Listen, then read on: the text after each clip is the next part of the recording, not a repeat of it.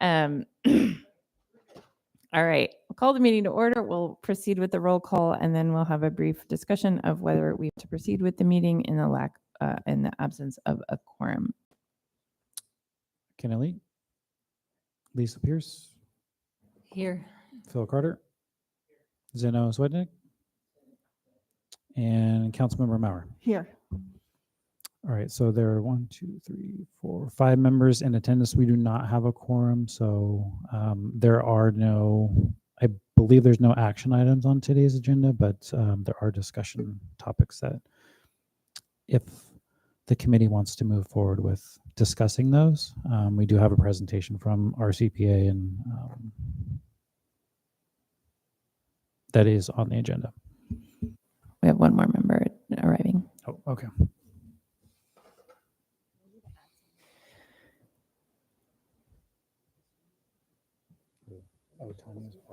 Does this now give us a quorum given that One more. Diana has left them? We still need 7.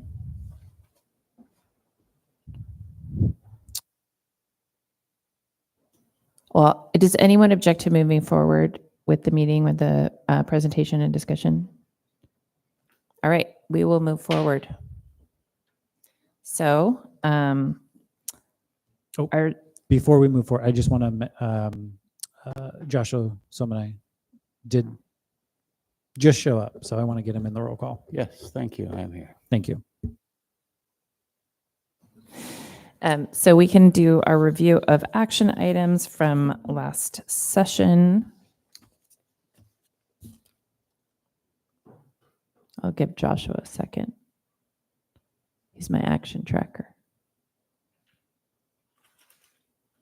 I do not have any outstanding action items. Thank you. Perfect, thank you. Do we have any comments from the public regarding items not on today's agenda?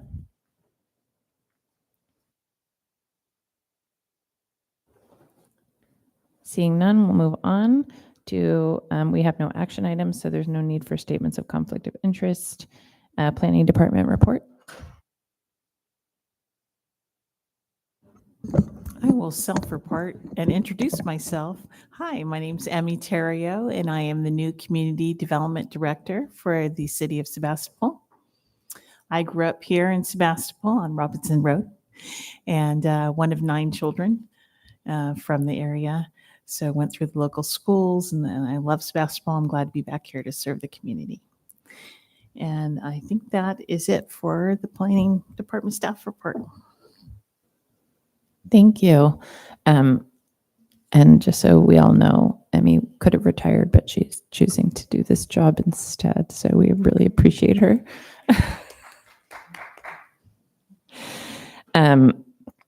Anything from council?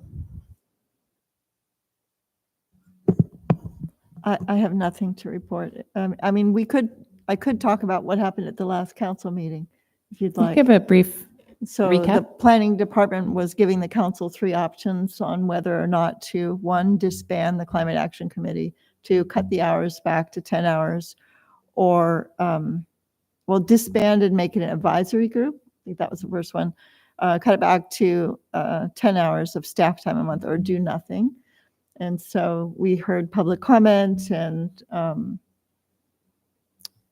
so it was, I don't know if Phil would like to add anything about that, but my request is that Kenna, the chair of this group, can speak to the council next time. They're going to bring it back. They're bringing the issue back. So important.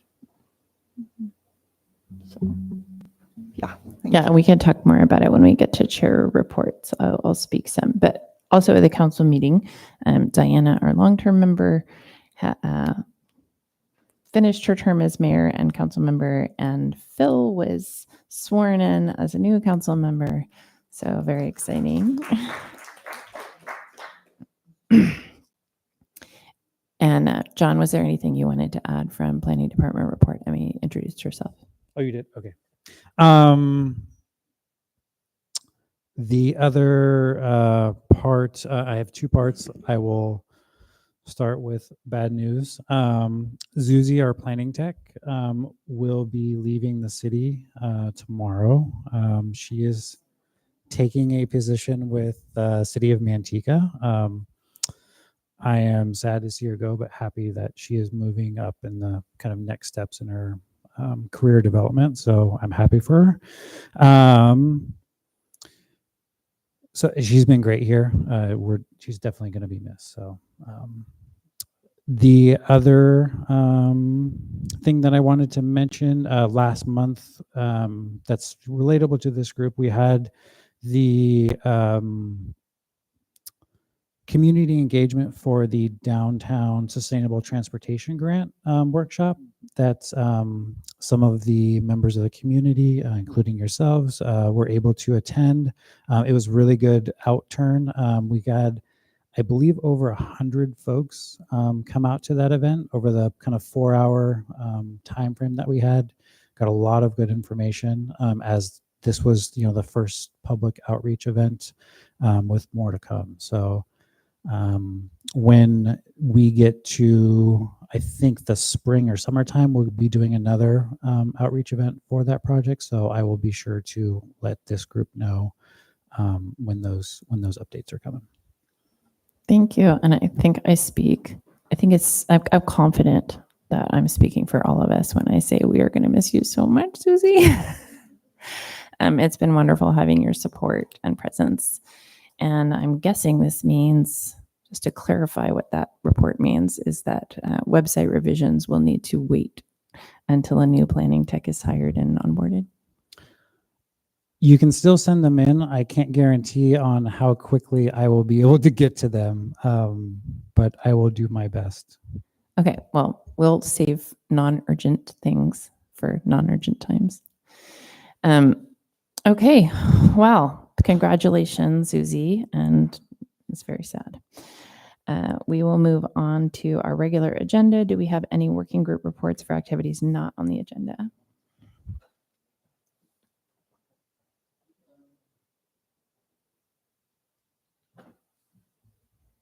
Yeah, the transportation working group.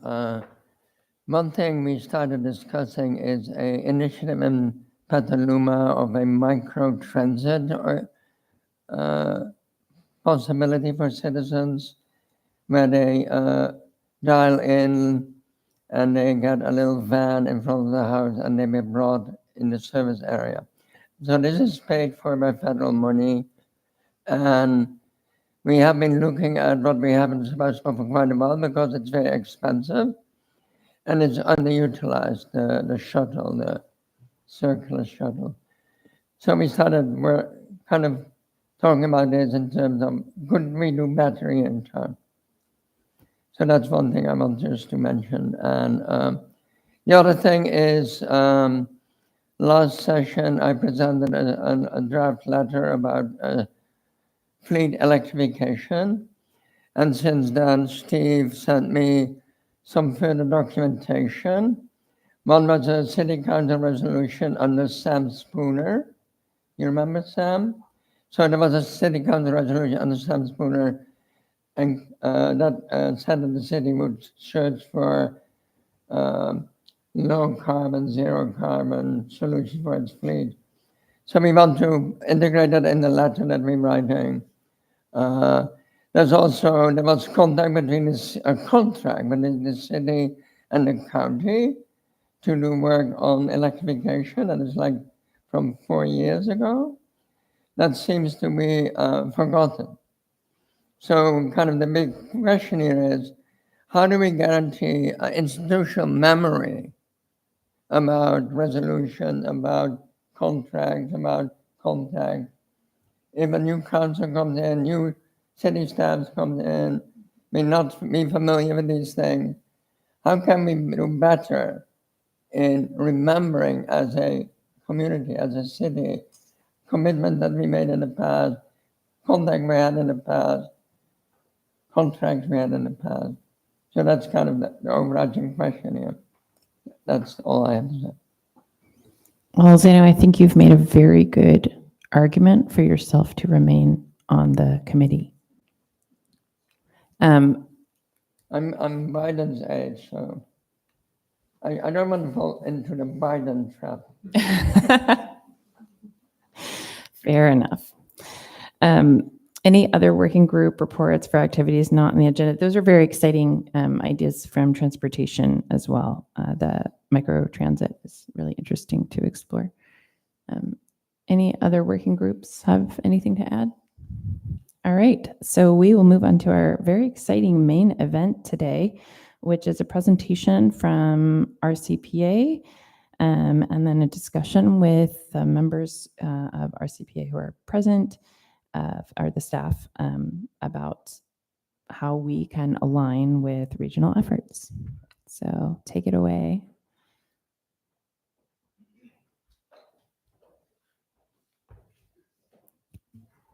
I think I mentioned that we're informal here, so I'm not introducing you and letting you introduce yourselves.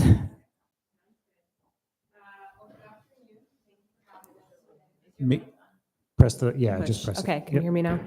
All right, well, good afternoon again. Thank you for having us. My name is Anna Oliva, and I'm the Bay Area Regional Energy Network, or BayREN, Program Specialist with the Sonoma County Transportation Authority and Regional Climate Protection Authority. And I'll introduce mine. Hello, my name is BC Caps. I'm the Climate Programs Manager with FCTA RCPA, and very glad to be here presenting today with Anna. Wonderful. As mentioned, today we will be presenting on some opportunities for regional alignment on climate action. And today we're excited to share a few updates about RCPA's climate mobilization strategy, which is our primary climate planning document, and highlight some of our current priorities and also discuss some opportunities to strengthen regional alignment across the jurisdictions, the county, and how RCPA can help support that. A little background, BC and I are working on a project we refer to as the Climate Action Tracker, which is analyzing each of the jurisdictions' primary climate planning documents to identify some trends across the county in alignment with RCPA's climate mobilization strategy. Let's see. And additionally, we've also had some ongoing discussions with staff, which is what brought us here today to explore how we can better align local efforts with some of our regional efforts. And I'll pass it to BC. Great. Thanks, Anna. And let's see, why don't we go to the next slide, please, if we can. Let's see. So here's our agenda of what we're going to go over today that Anna just outlined. And I think with that, we'll end up with a couple of questions to get a kind of a discussion started after we present. So if you go to the next slide. Great, thank you. So as a bit of a background, I'll give a little bit of a background about the Regional Climate Protection Authority to start. I just want to let you know that we were established in 2009 through state legislation that gave additional powers to the Sonoma County Transportation Authority to coordinate countywide climate protection activities. We're governed by a 12-person board that's composed of elected officials from each of the incorporated jurisdictions around the county, plus 3 members from the Board of Supervisors.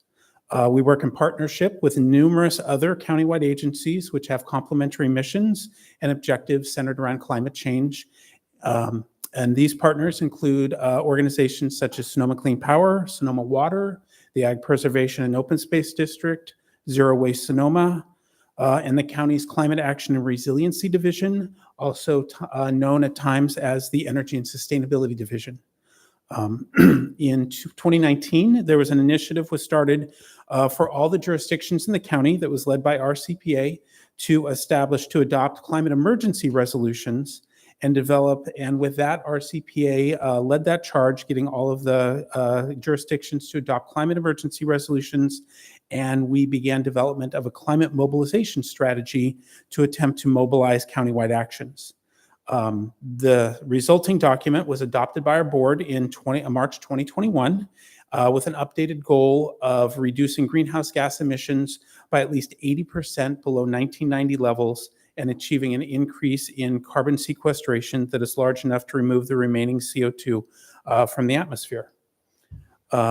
This strategy is based around 13, our overall strategy document is based around 13 countywide strategies under local authority, or that local authorities have the ability, the potential to dramatically reduce greenhouse gas emissions and increase carbon sequestration. And this slide that's currently up provides an overview of these strategies. As you can see from the first column, the initiatives column on the slide, the strategies are split into 4 major groupings. The first is decarbonization. The second is carbon sequestration and ecosystem services. Third is resilience and adaptation. And fourth is equity and community engagement. And these are the 4 main pillars that a lot of RCPA's work the last few years is based around. So if we look at the sector column in relation to decarbonization, that is actually then split into 3 specific efforts focused on building energy, transportation, and solid waste. And then in the third column on this graph or on this table, you'll see the 13 countywide strategies from the plan spread across these 4 larger initiatives. And then at last, you'll notice that 2 of those initiatives, number 1 and number 3, I've highlighted, and these marked kind of our current program, our current target areas of where a lot of our work is focused. Based upon a lot of our work is informed by the countywide greenhouse gas inventory that RCPA conducts every 2 years. And nearly 58% of countywide emissions are related to transportation, and over 23% are due to building energy sources such as electricity production and natural gas usage. So together, these 2 sectors alone, buildings and transportation, account for over 80% of our greenhouse gas emissions and are the main focus currently of RCPA. So thus, you can see why they're underlined. Next slide, please. So now I'd like to zoom in just a little bit on these 2 strategies and speak briefly on our current work projects. The first strategy listed here is the all-electric buildings campaign, and that has a goal of accelerating the electrification of existing buildings throughout the county and working to electrify all new buildings through the adoption of building energy reach codes.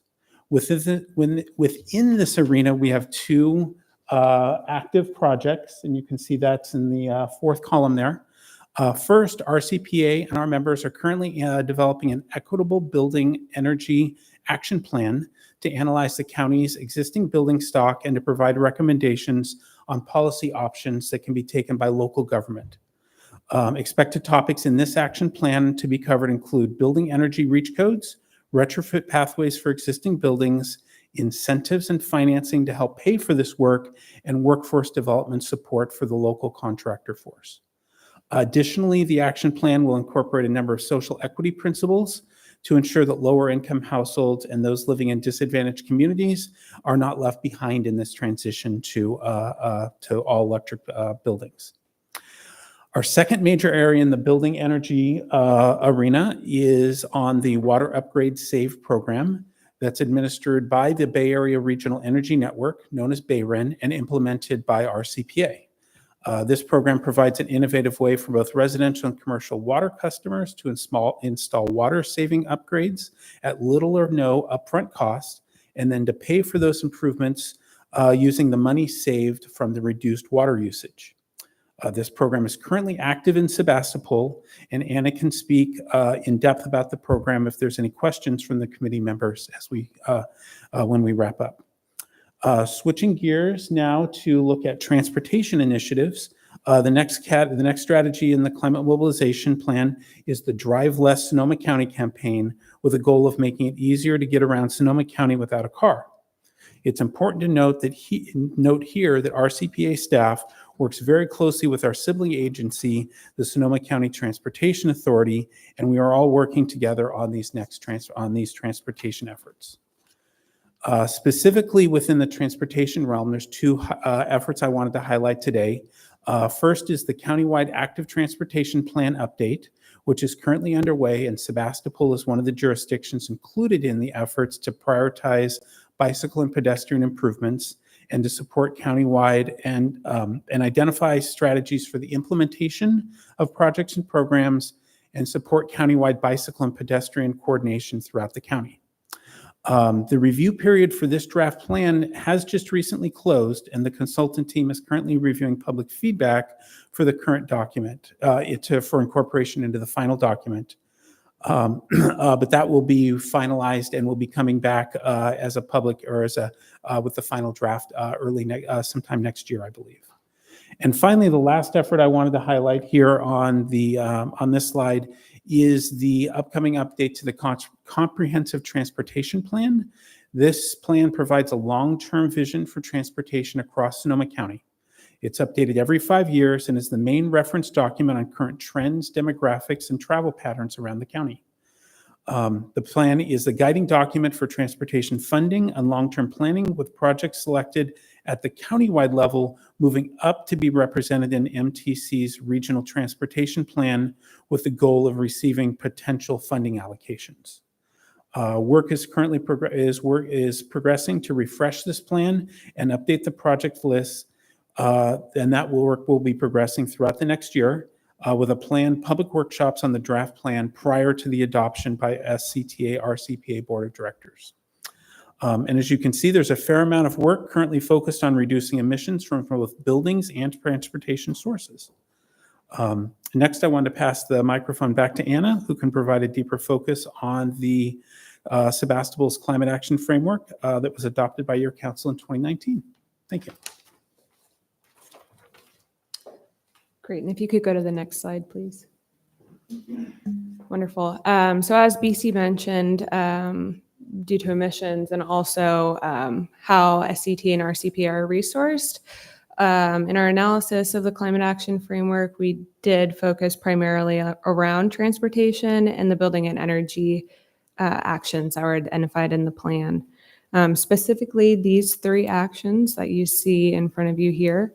Though this does not mean that there aren't other actions within the Climate Action Framework that can be supported, we feel that RCPA and SCTA are best positioned to support these specific actions at this time.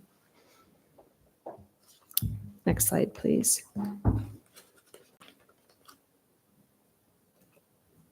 And similarly, we had a common lens to look at the revised version of the CAC work plan and the actions that are identified within this plan to support the implementation of the Climate Action Framework. Next slide, please. Sure. So as you can see here on this summary slide, this begins to piece together looking at our climate mobilization strategy, looking at the Climate Action Framework, and looking at the CAC's draft work plan. As you can see, there's we're trying to look for some alignment between these. And this slide here really focuses on the alignment that we see working on building energy through the Building Electrification Action Plan and on the Water Upgrade Saves program. I'll pass it to you, Fonda. Wonderful. And just to speak a little more to the Bay Run Water Upgrade Save program, if members of the committee and public are not familiar with the program, the City of Sebastopol's water utility is enrolled in the program. Water Upgrade Save is a little different than some of the other programs in Bay Run's portfolio, meaning that residents, both renters and homeowners, can participate in this program only if their utility is enrolled. So currently, City of Sebastopol does have 46 active projects, one in a HOA or multifamily property, and the rest being single family. And we'd be happy to provide more information on Water Upgrade Save if there's interest from staff and the committee at a following meeting. You can go to the next slide, please. Great. And I think to wrap up here, again, this is showing the alignment that we're seeing between the mobilization strategy, the Climate Action Framework, and the CAC proposed work plan. Here we have the active transportation plan and the comprehensive transportation plan listed. And so these are both, as we've been highlighting, these are ongoing efforts that we'll be working on throughout the course of the upcoming months and into next year. And so we can see a lot of potential partnership opportunities and overlap here. And I think the one thing that is occurring to me right now, on the spot, that I wanted to mention is we are just highlighting today the work within our organization, Sonoma County Transportation Authority and Arts and Regional Climate Protection Authority. We work with a number of other regional agencies, as I mentioned, and I don't want to, there may be other items within the CAC's work plan where we could help make those connections and kind of connect those dots that are above and beyond kind of the subset that we're presenting here. We really focused in on our individual work of what we're working on, but there's a lot more across the county that is ongoing. And so as the conversation unfolds either here today or in subsequent meetings, I think we can help to help connect some of those dots as well. So pass back to you for final comments. Wonderful. And if you could go to the next slide, please. And now we wanted to open it up to the committee to pose these two questions, obviously understanding that our presentation was pretty high level. That was a lot of information to throw at you right now. But we really wanted to gain a better understanding, given the information that we've provided, what actions are most effective for the CAC to do, and what additional information and activities our CPA could take on that would be most beneficial for the CAC.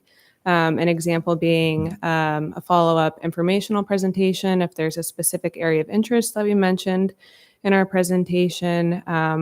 BC mentioned even if it wasn't an action that we highlighted today during our presentation, we can leverage our relationships with some of our partner organizations to help support you for that. And with that, I open it up to the group.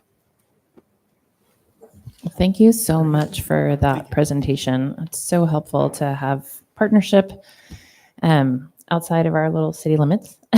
Does anyone have, I of course have questions, but I would love to give anyone else a chance to ask questions of BC and Anna first. Go ahead.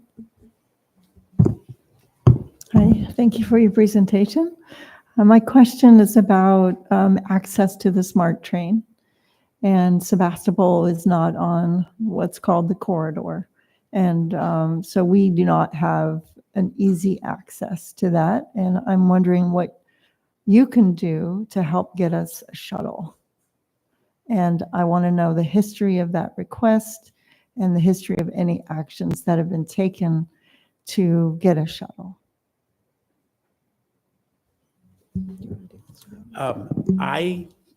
I'll be honest, I do not have any personal knowledge of what the opportunities are or of past requests, but that is certainly something that I think we can go back today and start researching and work with our colleagues on the transport, specifically the transportation side, and think about kind of what opportunities may exist, and to kind of think about what creative solutions may be out there. So.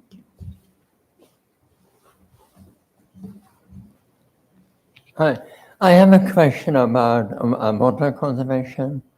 This came up, I think, half a year ago. There is financial implications for the city because if water goes down, there are fixed costs that are made whatever we deliver to our citizens. And I feel that Bayran needs to be more aware of this and help the cities to integrate the adaptation plan to get less water used with a financial strategy of how to manage this cost, constant cost and variable cost problem. Yes, I can speak to that. So Water Upgrade Save is specifically posed to help support residential customers for this. So we don't necessarily deal with the water rates. We can support with improving indoor water efficiency and are starting to develop an outdoor program. But as far as utility rate support, other than supporting with water conservation and really being a very hands-off program for staff to manage, it's really managed in-house within Bayren, which is led by my colleague Chris Cohn at our CPA. So we hope to support staff in that way. If that doesn't address your question, please let me know.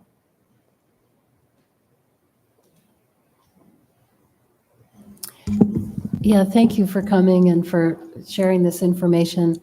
I guess when I think about the biggest bang for the buck in terms of actually getting where the goals are, I'm looking at reaching out to contractors and plumbers and electricians to encourage them to be trained in installing heat pump water heaters and systems, and possibly incentives for them to actually want to encourage their customers to use those things. And I'm just wondering if there's anything in the works that you're aware of. That I know that Sonoma Clean Power has been working for a few years in education about this, but in terms of incentives to actually get people to want to encourage their customers to go this way, that's what I'm still wondering about. I can take this one. So speaking for Bay Run specifically, and I think we got the opportunity to meet about a year ago when I began my role, and the question of contractors always comes up. It's a huge piece of building decarbonization. For Bay Run specifically, we don't offer any direct financial incentives for contractors or plumbers. However, we do offer free education opportunities and trainings to come in. We recently had one back in November at the Petaluma Vets Hall. And so it's a contractor, contractor training, it's a meet and greet, and also an education opportunity to really discuss some of the residential rebates and incentives that are available so they can better communicate that with their customers. But yes, I agree that's a huge, not issue, but something we're all trying to come together and solve. And we would love to be able to partner with you all and tap into your local knowledge of your contractor network for that. I know other CACs throughout the county are also very interested in pursuing that.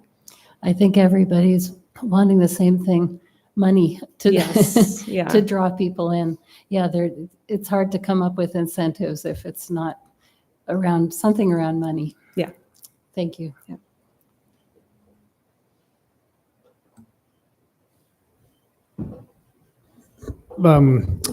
Thank you for coming to speak to us, and we hope that it's like a frequent thing, you know. But speaking of, you guys did a contractor thing for last year, right? Mm-hmm. Yeah, we should try to figure out how to do that again, get that on the schedule, and just kind of make it normal.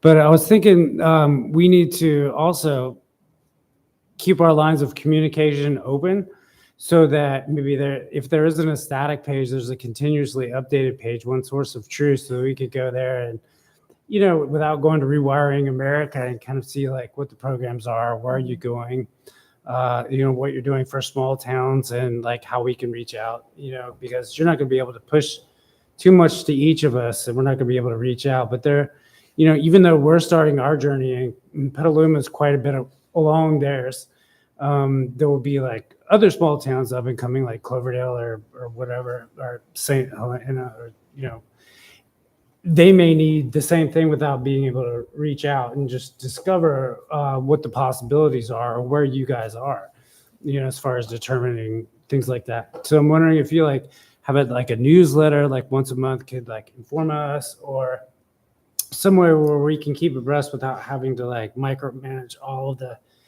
millions of things that both of you guys, because you're together but not really together, and so I think it would be really helpful for us, because, you know, we're just trying to manage ourselves. Yeah, no, that's a great point. And I think communication with so many resources and activities going around is always going to be a challenge. We do distribute specifically for Bay Run monthly resources. I'd be happy to connect if that would be something the CAC would be interested in receiving. Mm-hmm. We also do post on our RCPA website for that. And I know we try our best to support the city in having access to these resources as well. But if you have any ideas on how to better share and distribute this information throughout your community specifically, we would love to hear it. Like, please send it my way. I will love to partner on that. So, yeah. And one follow-up is like, when you go around talking to other towns, we're kind of doing a comparative thing and wondering how other climate action committees interact with their planning departments and city managers in a way that, you know, is not an impediment to, you know, development or doing things, but additive and helpful and getting, you know, out there. I don't know if you have other towns that have like a good best practices. Do you want to take this or I could? No, go ahead.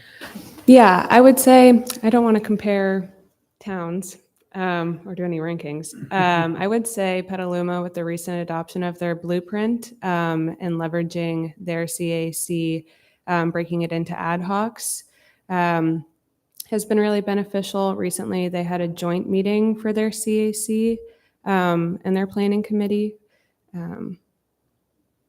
I think that would be one recommendation I would have off the top of my head for that. That's good.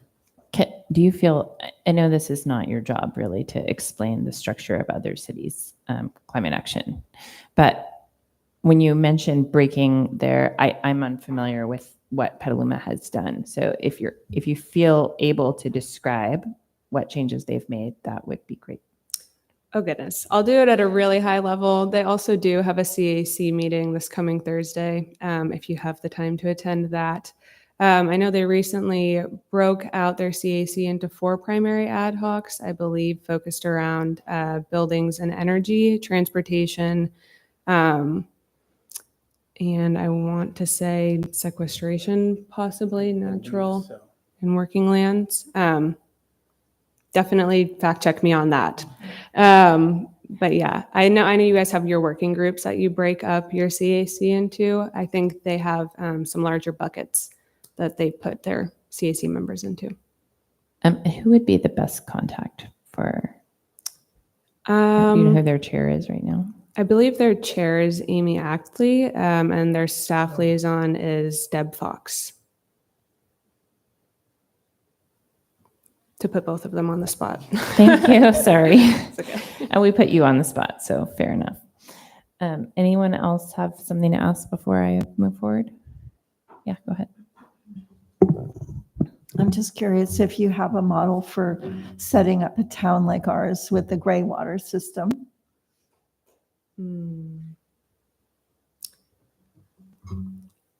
I don't believe I know of any resources off the top of my head, but I can follow up on that for you. You mean the city buildings or a gray water program for residents? Exactly. Wait, Yeah.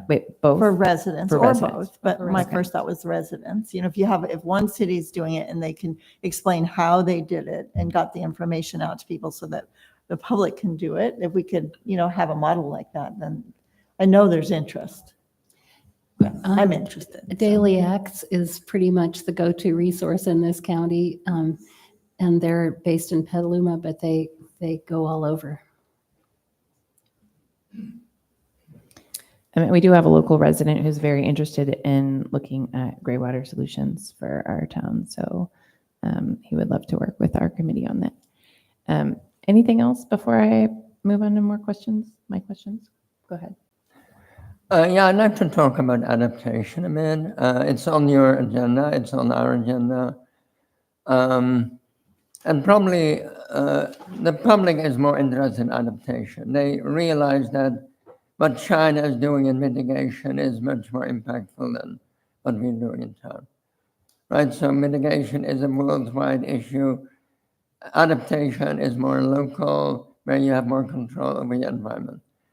So I feel that we have failed as a group here in Sebastopol to energize our community around climate. And maybe one of the reasons is that we have not really done anything systematic around adaptation. Like, what will be the impact on like water use in the city or water availability in the city in the next 50 years, given the trend that we're already aware of. And we also fail in that we do mitigation as a community that goes against adaptation. So, for example, people buy gasoline generators when there's no electricity.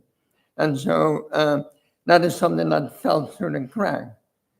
So my question is, who in the county is looking into adaptation and can help small cities like Sebastopol think more systematically about these issues? Do you want to take this one? Sure. There's a couple of resources that come to mind. First, I'll acknowledge adaptation is a priority of our CPA.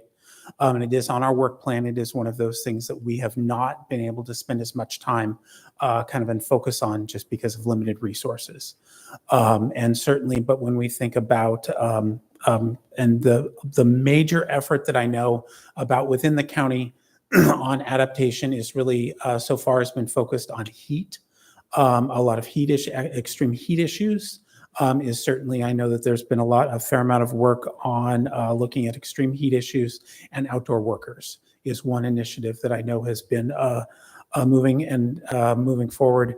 And I know that there has been a fair amount of adaptation, some planning being done, at least at the jurisdictional level, of thinking about especially agencies that own large capital investments. So it's more of that adaptation of thinking about protecting large infrastructure, protecting basically expensive infrastructure from the impacts of climate. As far as adaptation initiatives for residents and to basically get kind of individuals up and kind of prepared, I think that is, I'm not sure if I wouldn't go as far as to call it a failure on our part. It is something that we certainly have not. I think there's a lot more work to do, and I think it does. And specifically on adaptation, it is something that, as far as I think there's a direct connection with individuals, with individual households. It's a lot of times it's a much easier to talk about. And I think adaptation is one of the topics that often times can cut across the political spectrum and can cut across a lot of different areas. So I just wanted to acknowledge the need for work on adaptation, to say that at least the efforts that I know are kind of thinking about things like Sonoma Water and some of the other large property owners or kind of infrastructure owners. And the last piece that's coming to my mind is I know the county, in conjunction with all of the jurisdictions within the county and a number of other agencies, are beginning work to update the countywide hazard mitigation plan, which will be led by Permit Sonoma, and that document becomes it's not an adaptation planning document, but it is the kind of source document that articulates and quantifies what those impacts will look like over the upcoming years, and really talks about what are all of the hazards and mitigations within the adaptation realm that we should be working on. So I'll leave it there.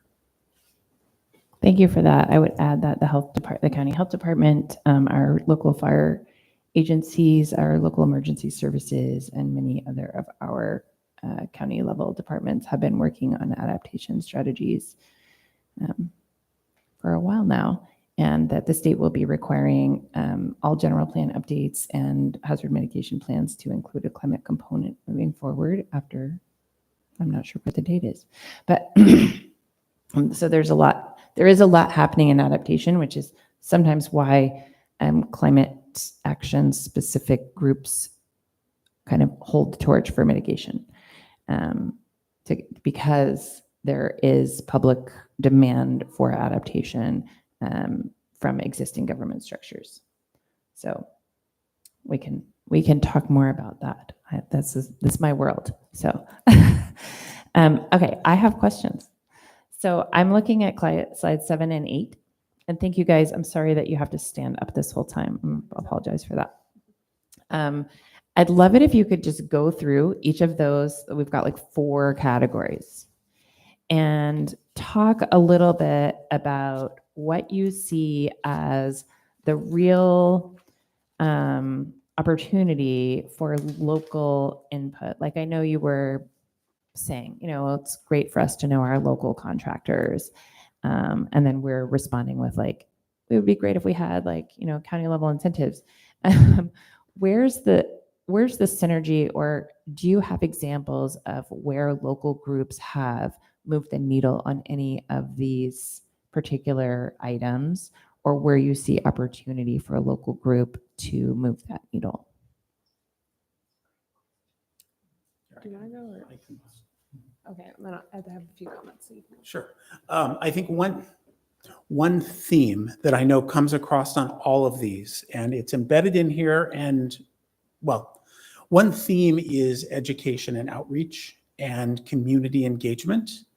And I think across all of the items that we've highlighted, and in addition to a number of others, there's a critical need for that trusted messenger to the community, and to have somebody there who is knowledgeable, but can kind of speak, can be that salesperson, and can actually make those connections when we think about, carbon sequestration, kind of to make these connections, building decarbonization.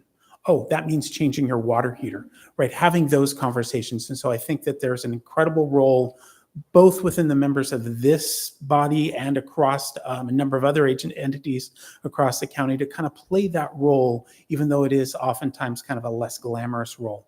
But I think that that's one thing across the board is cross-cutting across all these. So. Yeah, well, ditto to everything BC just said. Yes, I think education and outreach, and specifically being able to come to meetings like this and to tap into the local knowledge and the networks that you all have in your community is one of the most beneficial ways to move the needle.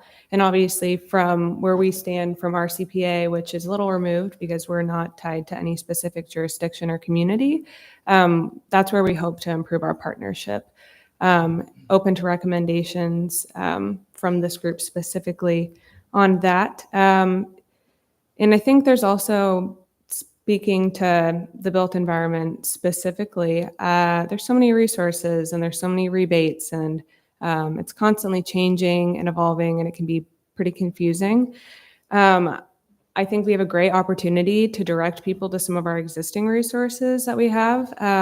For example, the County of Sonoma Energy and Sustainability team offer consultations for residents, which is just a great way to kind of fade away from some of the jargon that we deal with day to day and have a conversation with someone to walk through, to look at your PG&E bill, to talk about some of the opportunities that there are for you specifically as a person, instead of just, a blanket conversation, you could say. And so I feel like tapping into those personal connections and really leveraging that very special opportunity that we have in Sonoma County is something that I highly encourage participation in. And yeah, even letting people know that that resource is available has been a barrier. We try to shout it as loud as we can, but sometimes it only goes so far. So again, I think partnership across all of the actions identified here is one way we can move the needle a little more. Yes, so I saw Sandy's hand first and then Phil's. I do want to just comment that was, I could have paid you for that answer.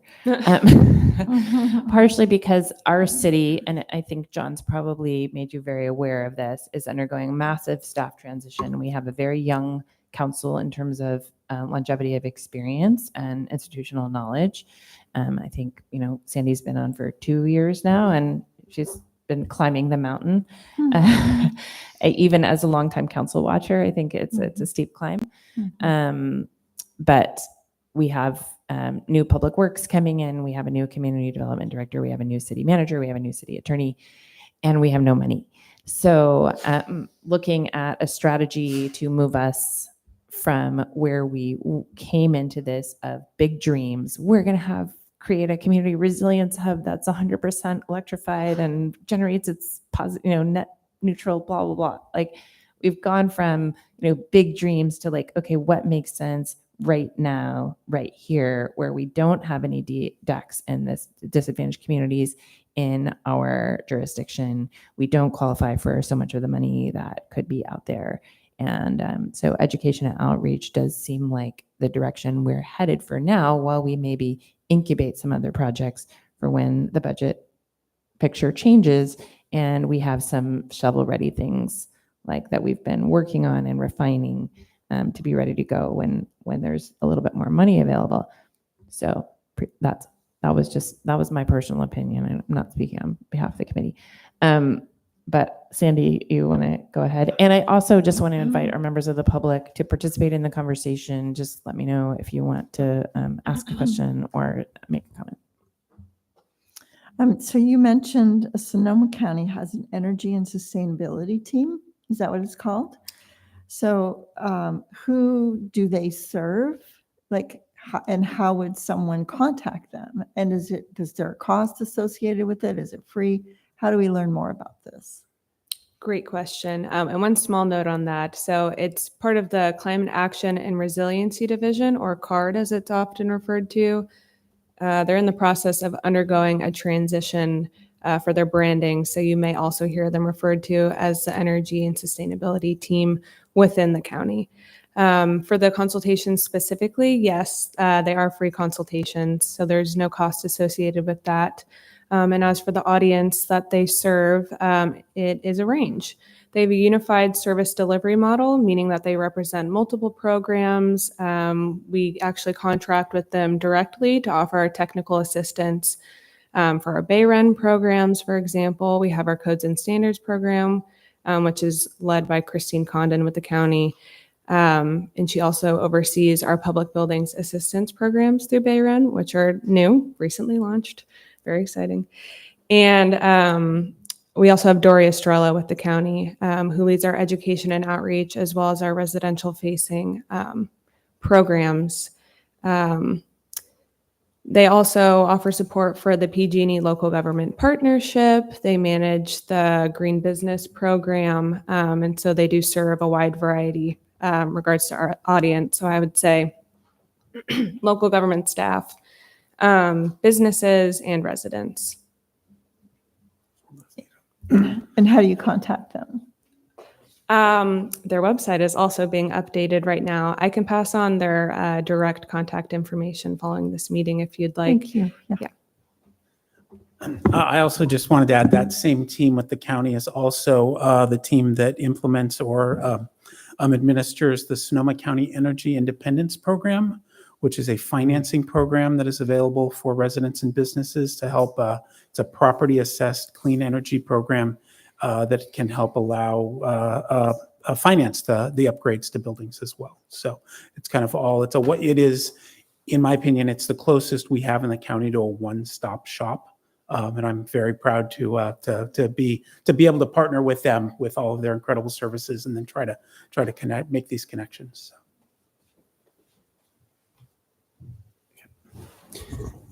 Just so you're aware, I was in contact with them last year to set up the contractor meeting. So I have quite a few of these contacts, especially Miss Australia, Dory. Anyway, I was wondering if we could set up a weekend at our library and like a bring your bill day, where everybody comes in and kind of like learns about all of the layers that you have. But it's just like an open house, but 2 days where people could just drop in, check my bill, see that little Sonoma Clean Power rental toolbox to fix your windows, and learn about all the amazing resources that are out there, because I don't even know. And I'm actively trying, and it would be great. And when you talk about equitable, the people that are going to suffer the effects of climate the most are the people that are going to have really high electricity bills and, are, less able to research things on their own because they're busy. So if we can reach out to them, which is usually in our library or like through schools, to let them know that this library day is happening, might be a little bit better than what I tried in the past, which is, just call up to people and things like that. But I have a second thing that is a little bit more abstract. So I've recently been thinking about electric bills, and that's resilience. And one of the best things that the Climate Action Committee can do is make sure that that's not only clean power but low priced power. And sometimes low priced power comes with efficiency, but it could also come in a way that PG&E doesn't deliver, which is like a microgrid or like a community power. What if there was a mobile home, which had one meter? How can they figure out how to have a shared community solar resource where their bills drop significantly and they can share the infrastructure costs? And that could happen probably in low income housing and these kinds of things too. But that requires a little bit of coordination with Sonoma Clean Power or some kind of legal structure. Just that's not a near-term goal, but just kind of tossing that one down. Alrighty. Well, I might start with your first question before I dive into that one. I think you may have mentioned it. So we do offer through Bayren residential workshops. We did have 2 in Sebastopol this past year. Typically, they run in the winter and the fall and are usually hosted through the regional library network. Though I believe the one that we had in the winter was hosted not here, but next door. I can't remember the name of the building off the top of my head. It's the community The center. community center, yes. And so those are typically an hour to an hour and a half residential workshops. We do try, we bring in multiple resources, the ones that are mentioned from the county. We partner with Sonoma Clean Power on opportunities to offer more information on rebates. Yes, but I know a lot of the other jurisdictions are interested in kind of boosting up their workshops that they do. And if you have any suggestions on how to improve that, I believe some of you may have attended one of our workshops in the past. If you have any feedback on how to improve those, please let us know. I was just gonna also say, like in the library, you could have like a small kiosk that's Mm. always there, just like a little small shoebox size thing that the library is willing to host. We can do that. Yeah, I know the toolkits were floating around. I don't know which libraries they're at right now, but that was something that was really positive that we heard about in the past. I think you make a good point, Phil, about the energy bills, because, you know, we've had various events at the Grange and talking about resources that are out there. And we tend to get the same crowd of people who are already aware and may have already swapped out to all electric. But there are a lot of people who are very upset about their utility bills right now. And that's a whole new opportunity to connect with people. Yes, I strongly agree. I think the conversation around energy efficiency and electrification can get complicated, especially with the recent rate increases. So yes, very strong continued education around that. Yeah, and then you also mentioned kind of the same crowd attending these events. Definitely something we would like to expand out to other residents of Sebastopol and throughout the county and unincorporated area moving forward. So would love to circle back on that at some point with you all.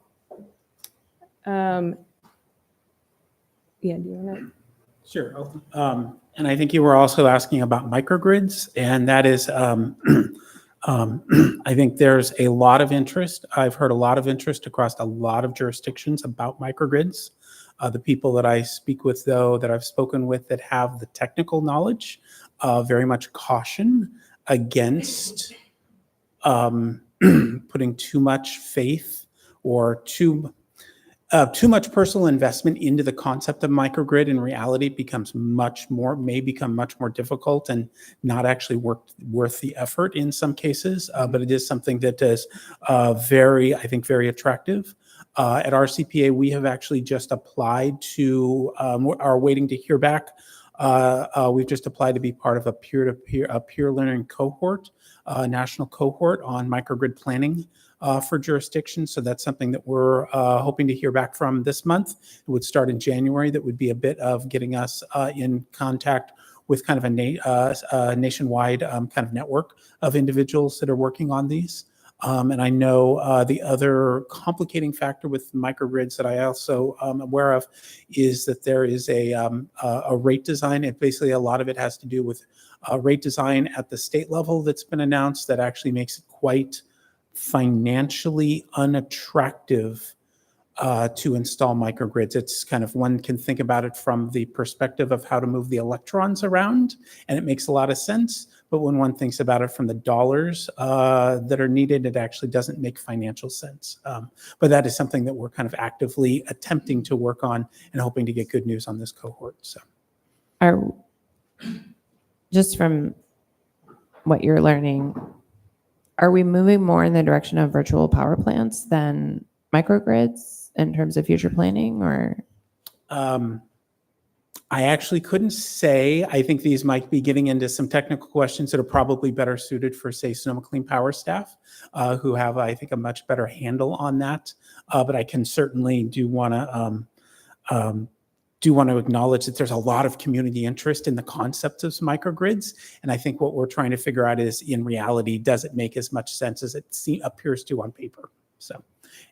And there's a big difference that microgrids can scale from a single individual unit, a single house, up to an entire city block or an entire community area.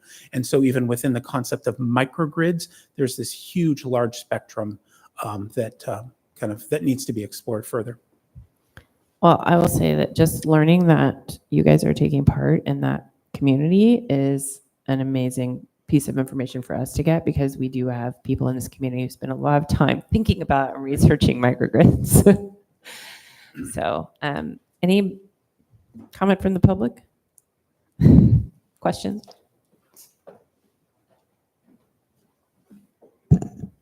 Well, first, thanks for coming out. I think it really shows that we could probably benefit from having the county's resiliency division and possibly Sonoma Clean Power do a similar talk to us to see where there might be some synergies of action. Yeah, when I've been involved with the RCPA, I think since its inception, and we've had so many good kind of plans and documents over the years, but what's been the real issue? It's kind of the show me the money moment, where we don't have the money to do many of the things that we want to do. In fact, our CPA had a whole effort to on their climate climate protection initiative. Thank you. And they went out and did surveys, and there wasn't the voter support to pass something like that. I think it barely was over 50% support. So I'm trying to figure out how we can move beyond these planning stages to really get some real resources and action going, because we could quite honestly spend the next 5 or 10 years kind of planning in the hopes that money may someday pour down. But maybe there's an opportunity at the RCPA for a grant writing position, because a lot of small cities like ours, we can't afford to do that. And quite honestly, we're probably not eligible for a lot of that given the equity issues. So I know RCPA and Bayren, they don't really have a lot of resources. So who does have some resources in the area? Transportation Authority has resources. Sonoma Clean Power has resources. And the Climate Action Resiliency Division has resources. So is there an opportunity with RCPA to kind of leverage those that have resources to achieve some of these actions that we really want to see happen? And I'm going to give a, for instance, like we all say that contractors are the key to building electrification, but there are other areas of California, in particular, Silicon Valley Clean Energy, it's kind of like their equivalent of Sonoma Clean Power. They have incentives to contractors to get training, incentives to install, and they work with the local JC to have a training program to get employees on the track to getting out there to help these companies and maybe start new ones. Because right now we're paying like $9,000 for a new heat pump water heater. It's hard to see how that transition happens when things cost so much. We need so many more people involved in the game to move this needle. So I know there's not a lot of direct questions there, but it's just sort of overall feedback of being involved with this for years and trying to figure out, okay, how can we take it to that next level? Thanks. Can I just summarize that for just one word? If I could add really quick, I just wanted to say thank you. I think the importance of financing and funding is critical and key two things that came up. I would encourage you to invite Sonoma Clean Power and the county's Climate Action and Resiliency Division for similar conversations, because I think they could provide additional information. And then the last thing I wanted to mention, because you mentioned the Transportation Authority. So the Transportation Authority is kind of a sibling agency with us. And for the history of our CPA, we've really considered ourselves two separate agencies that were linked, but two separate agencies. When our new executive director, James Cameron, came on board about a year and a half ago, he has made it his kind of one of his initial goals to really bring the two halves of our organization together, so that we are going to, and this will be something that will roll out, I think, in the first few months of next year, but we're really looking at how we can not think of ourselves as two separate agencies. Talk to the transportation, talk to climate. No, just kind of one, transportation and climate together. Think about how we align those funding streams together. If climate money is tight, maybe there's transportation funding that has some overlap. And so I just want to say, internally at our executive level within the organization, these are kind of key critical questions that are being discussed now about how to make more efficient use of those funding streams across both transportation and climate, instead of continuing to operate in the silos we've been in. So, great.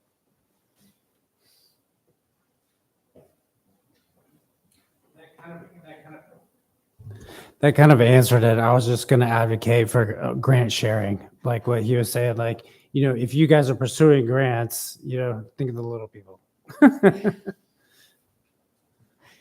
It's nice when we get to be the little people here in Sebastopol. I really appreciate you guys' willingness to collaborate with the city staff and put so much thought and energy into preparing your presentation. Was there any other input that you wanted from our committee before we thank you and let you be free? I would just say thank you for having us here today. We'd love to come back another time and continue this conversation, discuss more how we can bring some of these resources together into the community. And thank you for your time. If there's any specific area, topic, action that we mentioned today that piques your interest, please let us know. We'd be happy to provide more information. And I know we'll have a handful of follow-up items for the committee members today. So thank you. Thank you so much. And do let us know how we can help you. Yeah. I don't need to call. Do I need to call for public comment? I already called for public comment. You already did. Okay, just checking. All right, thank you guys. Given the time and a few other items, what I would like to do is we're going to plan to table the work plan revision discussion and have a brief discussion, no action on the website revisions, and devote most of the rest of the time to recruitment planning. So I think I will move on to, at this point, discussion item. Thank you so much. Number C, website revisions. Really just because Zuzi's here today and never again. And I'm guessing that you are the holder of most of the knowledge at this point, or yes, okay. So I think if you're willing to share your screen and look at the city website with us for a couple of minutes, it's been very confusing I'll just introduce this by the members of the committee should have gotten a packet of the website revisions that Alex and I worked together to propose. And Lisa and Steve have added some things which I'm very appreciative of, but I have not had time to review their input. But one thing that's just been confusing, and I think will inform this larger discussion, is the city website has two versions, or an old version and a new version, or archived information and current information. Like, how is that all interacting? And is some of it just... There was the old website, and then I believe last year or the year before, we transitioned into the current website that we have. So a lot of the old information from the previous website was migrated over to the new website, and then kind of obviously the themes and styles changed a little bit, so we tried to reorganize it as much as possible, but also knowing that there was information that was kind of either not transferred over or kind of lost. And I think that that's where we may need your help on what are the key things that need to be moved over and updated, as far as like special projects, documents that, like the work plan, the adopted work plan, or any other major documents that this group has accomplished over the years, really showcasing those on the website, because we don't want them to be kind of buried in the back basement. So anything that's visible on the website right now, like if I can see it, it is on the website. We don't have an archived version that's still visible and Correct. and the current version, because Correct. there's some pages that you're like, that I look at them and I think, oh, this is clearly not part of our website because it's so outdated. There is. So what I believe what happened was, and maybe those old outdated pages were pages that were just transferred over, and we never got a chance to get around to updating them. Much like how it kind of took us a little while to get the roster list updated, because I know for a while, like Woody and Jerry were still on that list. So that's probably what you're seeing, is it got transferred over from the old website, and we just haven't got to those pages yet to either completely remove that information or update it to what it's currently. So what So you're if able we to can see see it, we should is live. we should advise on it. Yes. Okay, thank you. But we should prioritize our. Yes, I would Yes. prioritize We should them. not give you a giant document of all the changes. We should say these are the most important ones. You can go through an entire document and then tier it off into sections that are more appropriate, whether they're high priority, medium, or low. I would be fine with that, and then we can work through. That way we have all of the updates that need to be done, rather than piecemealing them. And then one more question. There's now an AI tool on the website. Yeah, there's something new. We're not privy to all of the website update components, because it is handled through our public relations and city clerk departments. But yeah, that there are some new features that are on this website that weren't on the old one. And I believe the searching feature for specific things is a lot better than it was before, like searching for a specific page or document or something. Okay, thank you. So we could advise, if we had an opinion, as a committee had an opinion about this AI tool should be removed, for example. But you don't have control over that. Got it. Correct. So did everyone have a chance to look over the website proposed revisions? On that document, there are numerous highlighted areas. And the reason they are highlighted was that there are things that we need to add in. I think some of what Steve and Lisa have submitted was kind of filling in the gaps that those highlighted areas gave, like EV charging. You wrote out some sections. Are there any highlighted areas that anyone in the room today feels like they could take on to generate the text for?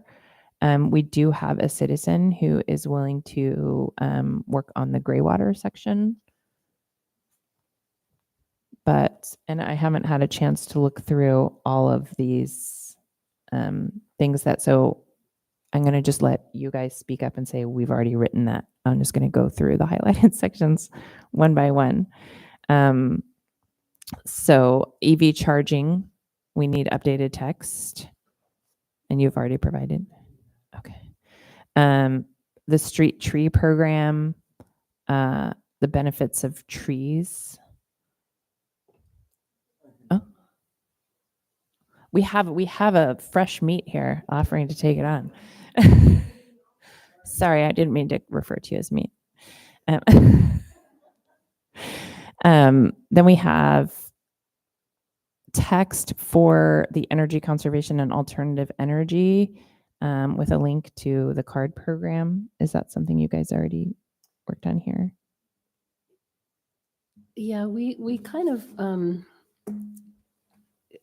seemed like maybe a bit of fluff in the text in general that maybe didn't need to be there. So kind of paring things down a bit. But Steve, do you have your computer up that? Well, we don't need to go over the text right now. I just Yes. want to make sure that everything that we need is like someone is kind of owning, like we're working on this piece. So are you guys are working on the energy conservation and alternative energy? Yes. Yeah, that was not a very excited yes. Yes, indeed. Okay. Green building program.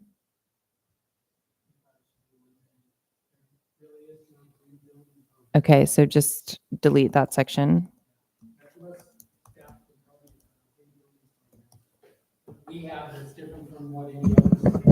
That's the thing. The state of California has a green building code. So, yeah. Okay. What about the what you can do section? Like the individual action section. Sandy, you wanted? Suggestion, I'm Yeah. not volunteering for this, but. You raised your hand. Well, just to make a suggestion, but I always think it's helpful to keep people informed. So I don't know if there's anyone who would want to be a communicator for the group. For example, you could, before the meeting, send out an alert that here's we're meeting, this is what we're discussing, and then after the meeting, you could send out a recap. And in that recap, then you can let people know what to expect, what they can volunteer for, what's coming up, like that. It's just a way of keeping people informed through email. I find personally that if I get an email to my inbox, I would read that over going to a website to try to catch information. So, but I'm not volunteering to do that. I'm just saying that if anybody was interested in that, I think it would be really beneficial to have that kind of ongoing communication. I totally agree, Sandy. Yeah. I think we all agree. And yes, you do a great job of doing that Well, with we the city have council meetings. a working group on that, right?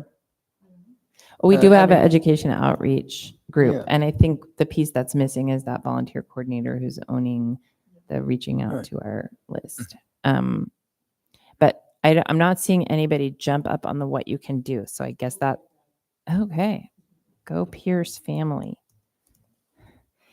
Transportation. Looking at you, Zaino.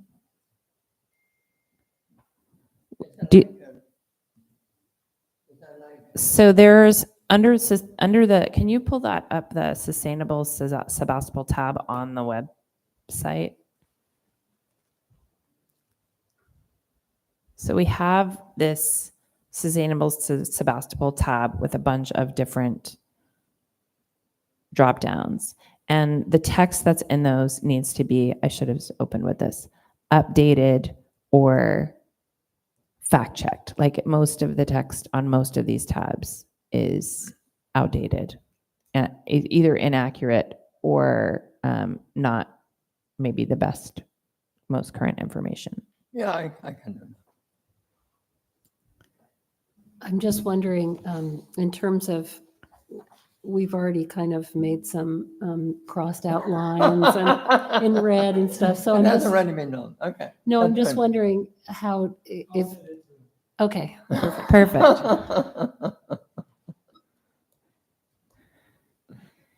All right. So moving on to the water conservation tab, we have citizen Robert Pennington, who has volunteered to take on the gray water section. we need to have a need to add a residential water conservation tips and tricks section, where we move maybe the videos from the drought resources to that section. Does anyone want to take on the kind of what are the residential water conservation actions? Is that you? Just to point out that Anna from RCPA was talking about a specific water saves program that's already applied through the city. So it seems like Yes. that should be linked into this spot. Yes. And that would probably Yeah. save some of that verbiage It crafting. is like the program is linked, but then there's the program is not comprehensive. So our water utility is opted into a program that does certain things, and doesn't do other things. All right. Well, I'm happy with what we have people volunteered for right now. And then if anybody has any good ideas for Susie, can you find the Climate Action Committee, like the widget? Oh, we discussed this before of, Can I ask a question? yes. Yes. Yeah, I wonder what the reason is to remove the working group member list. Why would we have past working groups listed? It's on the history flag. I just wonder what the thing The removal of the working group members list was really like just a durability, make the site a little bit more evergreen so that we're not having to request changes. Oh, I'll wait. Yes. The proposal to remove the working group member lists was to make the site a little bit more evergreen so that we're not having to request website, like remember to request website updates and have someone use our probably soon budgeted staff time to make website updates every time there's a shift in the working groups. So if we just have a list of working groups and one email address that people can reach out to, that would then send on the information, that would maintain there would just be a lot less kind of having to mess with the website, and it would make the page more readable because you wouldn't have these long lists of people.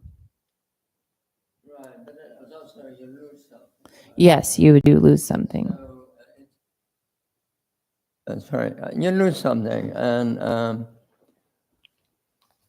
I mean it's good for the city to the citizens to see that there are people volunteering and doing things, and there's a contact for energy or transportation or things like that, right?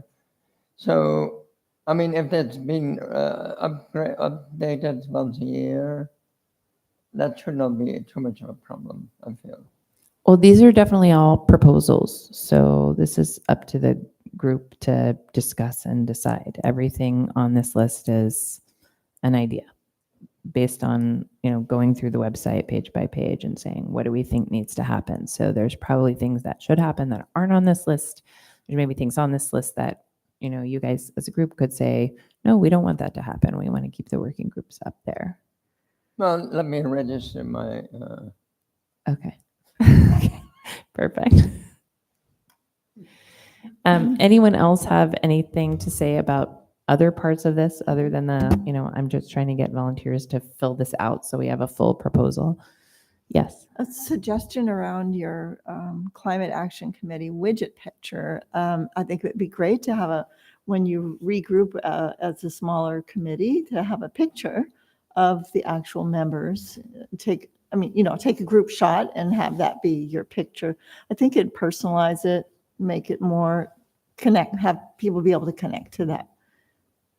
Real people doing real work. So that's one idea. Do you mind do you know what I'm talking about, Susie? Like that, like when you get on the main website. Okay, I'll try to find. There you go. There it is. There's our picture, right? So when you're going to boards and commissions, there's Climate Action Committee. And at one point, it was brought up in one of these meetings that people did not like the current picture that we have and did not feel like it was the right message that we wanted to send of we're out protesting. So I'm just opening it up. So we have one proposal for photograph of the committee itself, but now you're seeing the context in which this picture would be displayed. So open to ideas. I think rather than having a big discussion about ideas right now, just calling your attention to the fact that that's one of the proposals is to update that picture. We have one suggestion that I have logged, and we'll work that into the, when people send more text and things for us to build out this document, I will include any suggestions, any and all suggestions I get for updating our widget picture. Yeah, I can see a stormy weather coming up as our picture. All right. Lightning, rain, flooding, something like So that. an extreme weather. Dramatic, huh? Yeah. So I'm wondering, Steve, can you send out the things that we were talking about to everybody on the? He can send it to city staff. He can send it to city staff. Well, no, I think we He's a member. should kind of come up with what we want and not just set barrage city staff with a bunch of ideas, right? So Well, it has to go out to, it has to come to us so we can send it out to the group. okay, Not send it to them for review, but send it to them for distribution. gotcha. Thank you. Like one thing was, instead of having the metrics section, rename it "How are we doing?" and have links and also some graphics with charts and that sort of thing. So there's a lot of stuff. Yeah. So I will sorry I didn't have time to integrate this initial feedback from the Pierces into the document you got in your packet today, but I will integrate that in, and all the text that you guys are now going to send me with your sections, and then we'll have a bigger proposal, and feel free to communicate to me what you think are the priorities for the updates. So I need a deadline. I need a deadline. You need a deadline 2 weeks from today, Thank you. because I need time to integrate the document. No, and I then, just need a yeah. deadline. That is Christmas Eve, just That's FYI. Christmas Eve. Yeah. 2 weeks from today.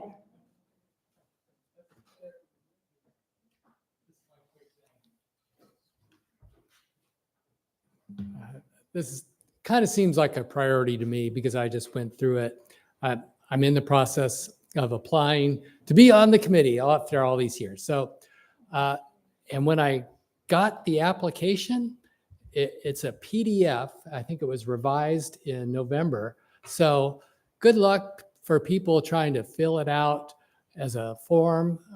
You know, they have to print it out and then they have to handwrite it. Well, or they can convert it for those that are more tech savvy into a Word document, but we couldn't make it much more difficult than it is now. So I'm hoping that we can post that application ASAP in a revised, editable format for people that are applying. What's the chance of anything like that happening? I'll have to look. I don't know how easy, or I've never Like, created does an the city editable- use Google or No, Microsoft? No. You don't use we'll either? we have Microsoft or O365, but we don't use any of the cloud-based You don't use stuff. Forms? No. Wow, okay. Beyond my, Yeah, So I the, will the old just- form was editable before it got revised. I'm pretty sure. I'm not The sure. All you PDF. did it, right? well, I did it and then I lost all the text that which is why in the public record, my application is very brief and it's hand scrawled.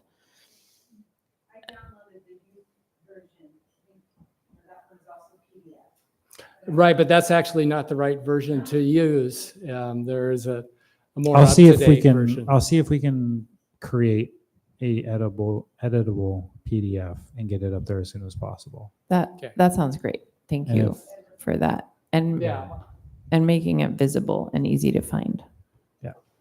I think just putting it into Adobe quickly would probably do it. It always takes me longer than I think it will. Okay.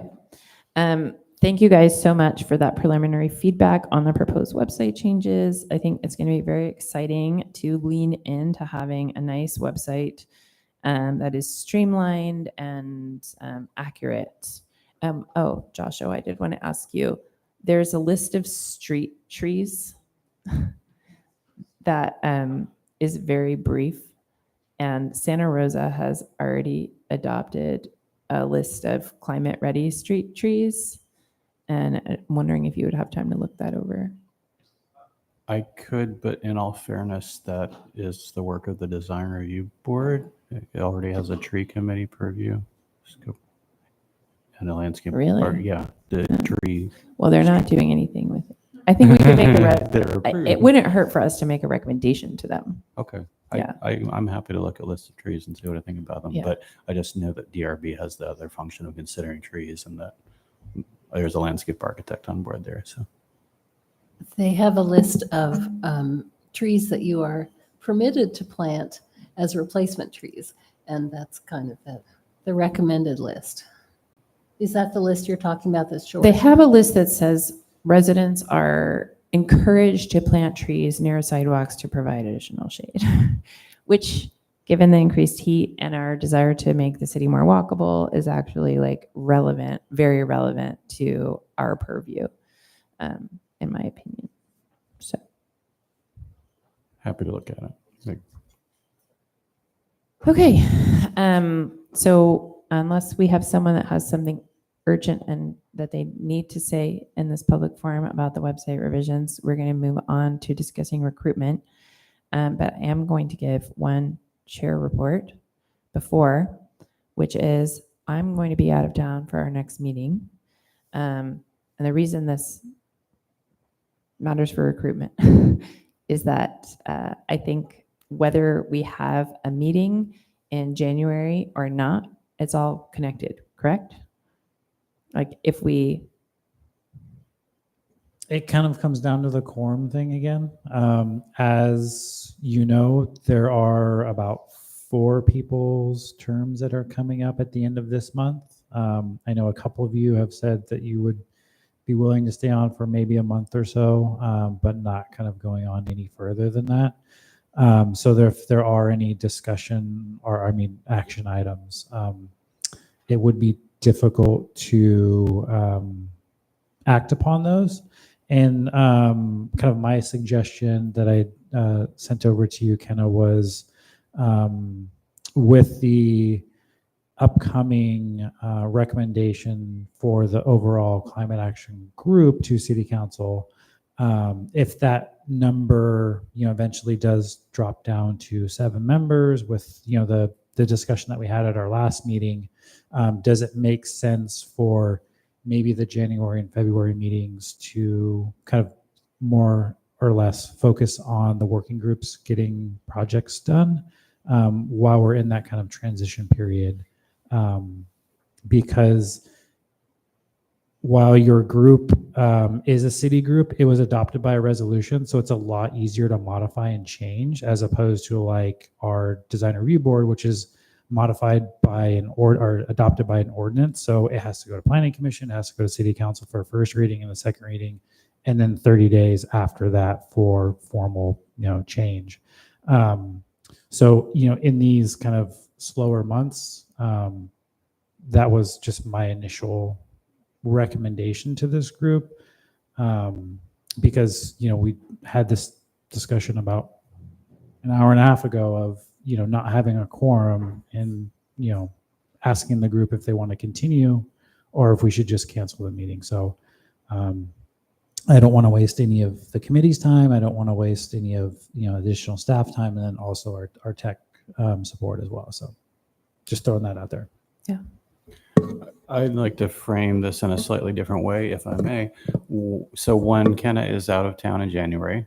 2, I am happy to facilitate the meeting in January if we need to. 3, I would propose that we not have a meeting in January, and I'm wondering if anyone has a reason to meet in January versus just adjourn till February and resume when presumably there's some new committee members coming in and something like that. Well, I think it's an opportunity to invite Sonoma Clean Power and these presentations we talked about that don't need like a quorum.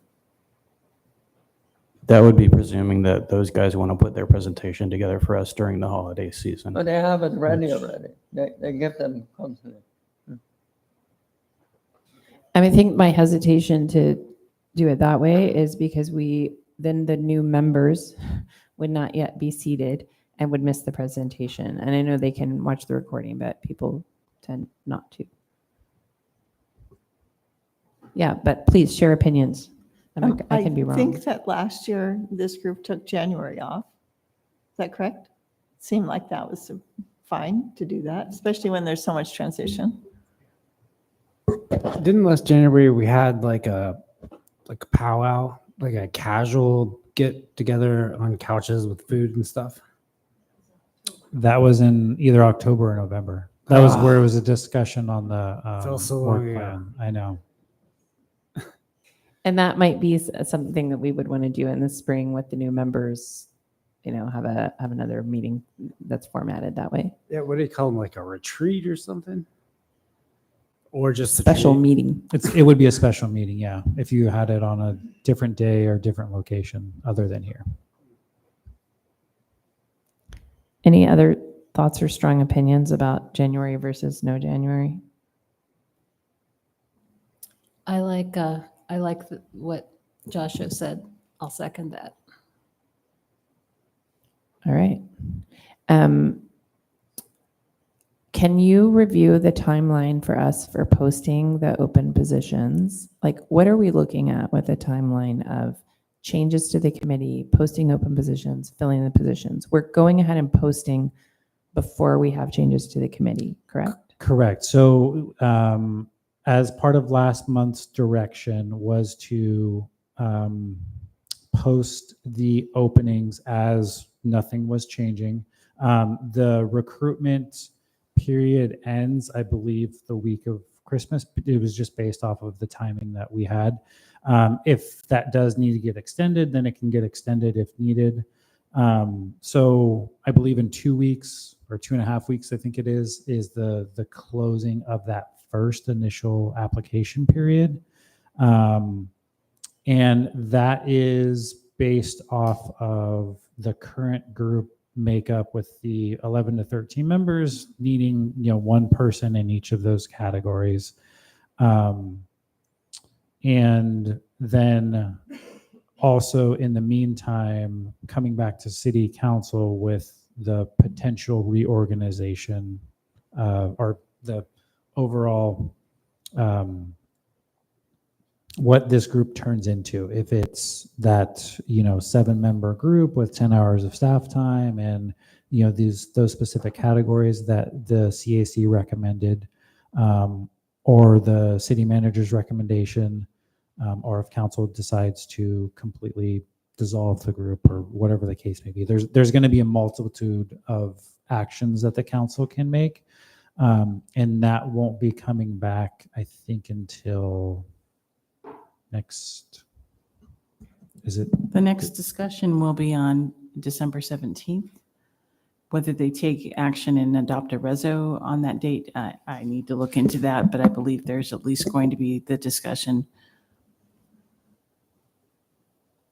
So then at that point, whatever applications that we do receive will, kind of keep on hand. And then if the group is to modify or change or whatever, we'll do a recruitment component. Is there a chance that we would have our new members by February? If there is an action taken if there's a resolution as a part of that modifies the group makeup and composition, there's a possibility that we could have a new formation template, I guess, of the Climate Action Committee that would have those new members possibly appointed. And if I don't think if that's no likely, though. action is taken, then are the applications going to sit until action is taken, or will they be processed and appointed according to the current formation of the committee? Yeah, I believe that we would just appoint those folks that applied, and then the remaining seats would stay open until the final version of Okay. this group surfaces.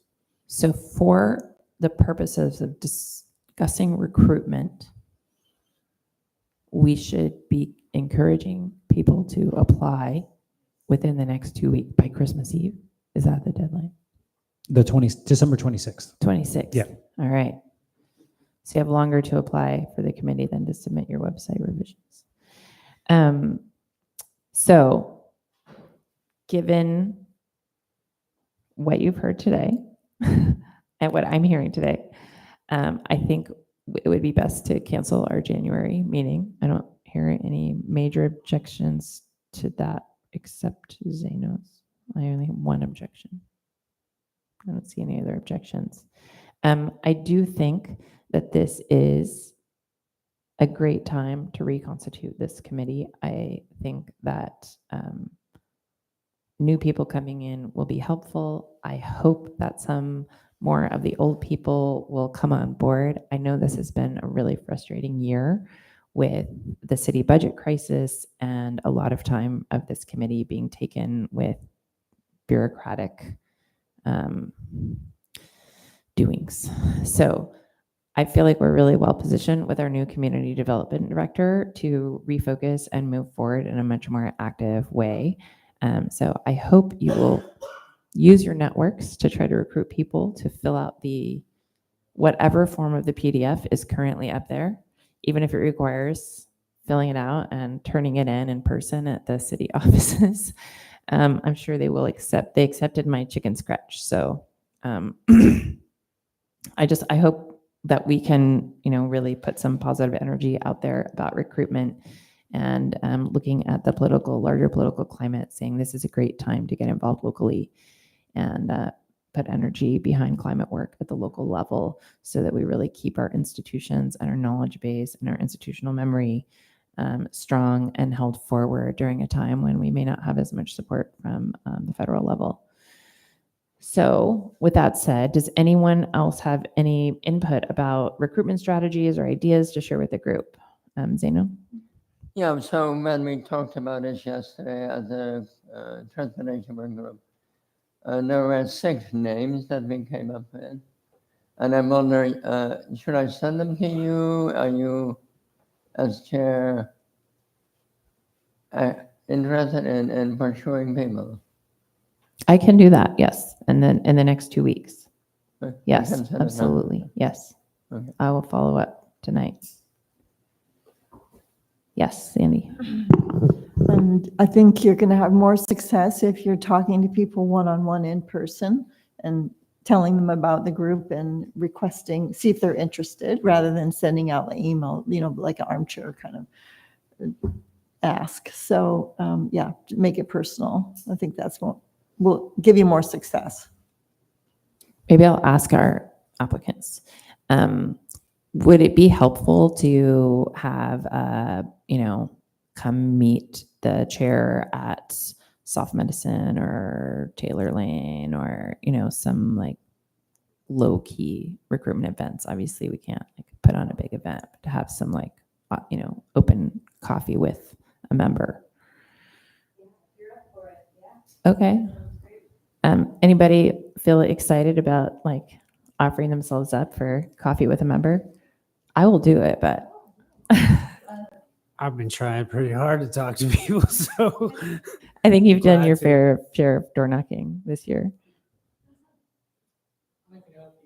Awesome. We can do that too. Great.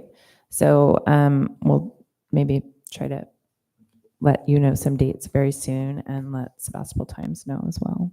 We just have some low-key recruiting events in the next 2 weeks. Okay, Kenna, will you be reaching out to Sebastopol Times, or would you like me to do that? That'd be great if you did it, but let me Yeah. get a couple of dates first. All right. Reminder, I am the acting chair. And so a couple more things that I'd like to talk about today. The chair reports, we've dealt with the next meeting. I might be in and out of town. Hopefully we'll have a new chair. that I'm happy to support, but that's hard to hold when I have a lot of travel plans next year. I did want to fill out a little bit more in our remaining time, answer any questions about what happened at the last council meeting, or just review it from my perspective. Steve was also present. I don't know if any of you, Phil was also present. Were able to watch the recording of the council meeting, but we, the outgoing interim planning director gave her presentation that she had given to our group as well about options moving forward. My belief is that her desire to do that was because she really believes in the potential and work of this group and wanted to, I'll just speak for what I think she thought because she's not here anymore. She's in Belize. Wanted to perhaps shield it from other recommendations that may come forward from city manager. Because as we know, the city manager's main mandate is to save the city money. And so that's the direction city manager is going to be coming from. Our committee has been given a dollar number of what we cost the city. We can argue with that dollar number or not, but that dollar number is out there. And there's definitely members of the public who do not think that the Climate Action Committee is of value to the city and are willing to speak up on that publicly. So we are coming back in front of the council this coming Tuesday. Our current brand new community development director has prepared a staff report and added a list of accomplishments from the Climate Action Committee to that staff report just in the nick of time. To be fully transparent, the report is 98% based on Jane Riley's, the interim director's report, and then I added your attachment so they would have the full picture. So there was some discussion at council about having the committee represented by the chair present to the council, but I was not invited to present, or we were not invited to present. So I'm assuming at this juncture that we as individuals can submit public comment. We can submit that in writing. I will be submitting public comment in writing and also presenting that same public comment live at the meeting.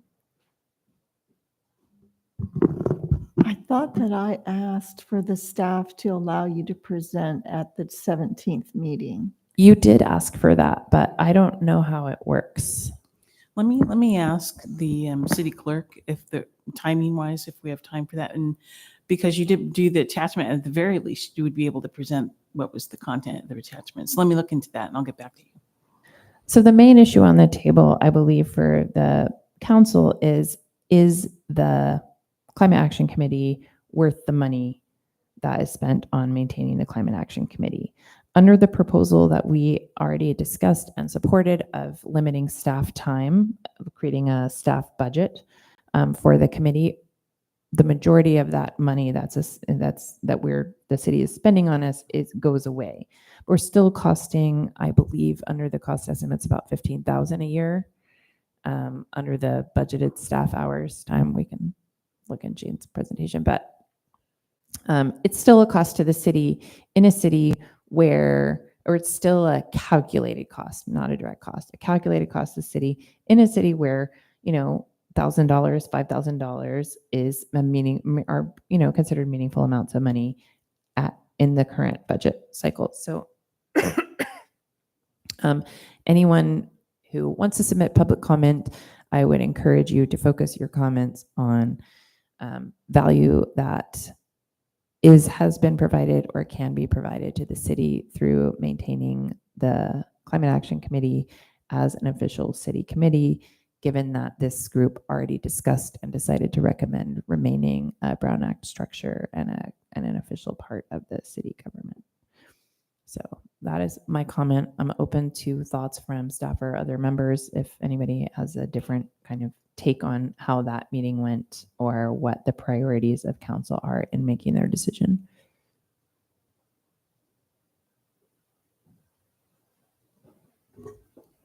I'll just reiterate, although I'm going to remain with my position, but I feel like the value prop will help a lot.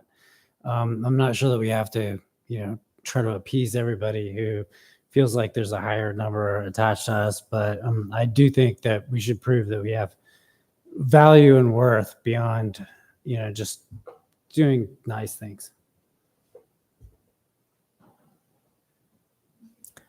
All right. Anyone else have input on this item before we close it? The public is welcome to speak. All right. So we will close up the chair reports and take input from members regarding next meeting's agenda. Members of the public welcome to weigh in. So for February, we have already suggestions to invite CARD, Sonoma Clean Power. We would probably not invite both of those for the same meeting, so we'd see who could come.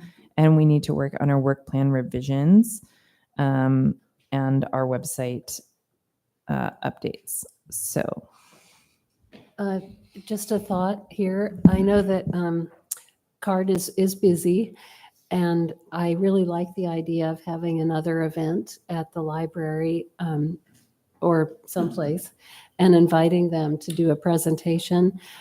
I'm not really sure that they need to also come and give a presentation just to us. It seems like if we can have them merge it with a more public event where more people can hear their presentation, that would be the best.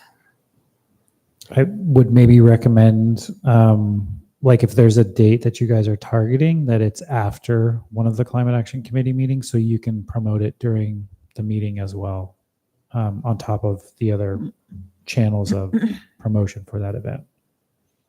That way it's not, before the event and then you could do a recap as well, but yeah, no, nice idea. Maybe we could shoot for March or something like that. Sandy? I think it would be helpful to do both,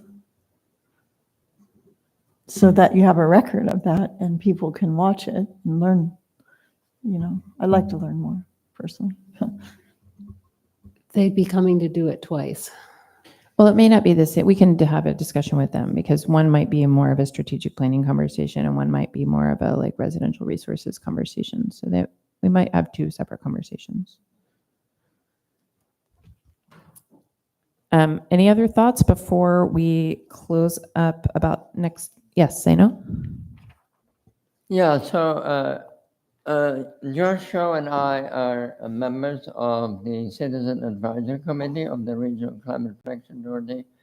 There's going to be a meeting in January 10th. And I think it would be good if one of us or both report back to this group about how what we discussed and what we advised and what the other people in the county are doing and thinking. So that is on January 10th, so it would fit into a February meeting. So this would be in February.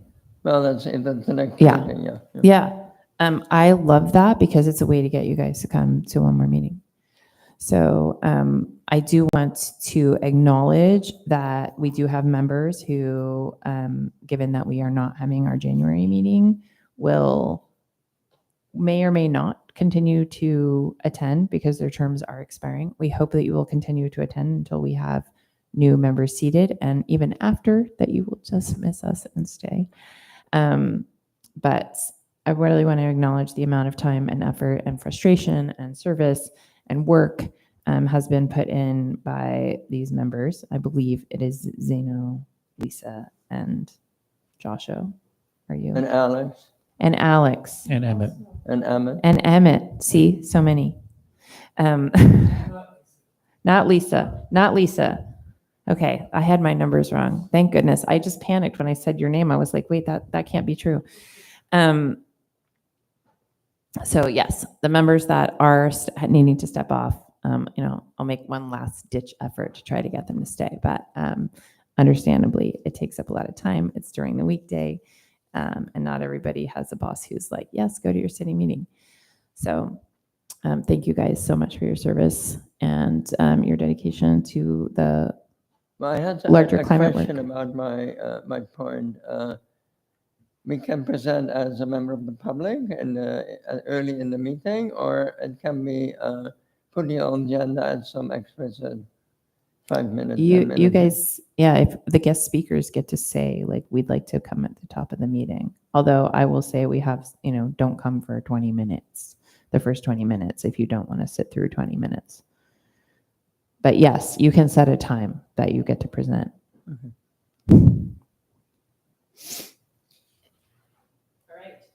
Any other business before we close and adjourn until February something? All right, this meeting's adjourned. Thank you so much. Yeah, thank you. Recording stopped.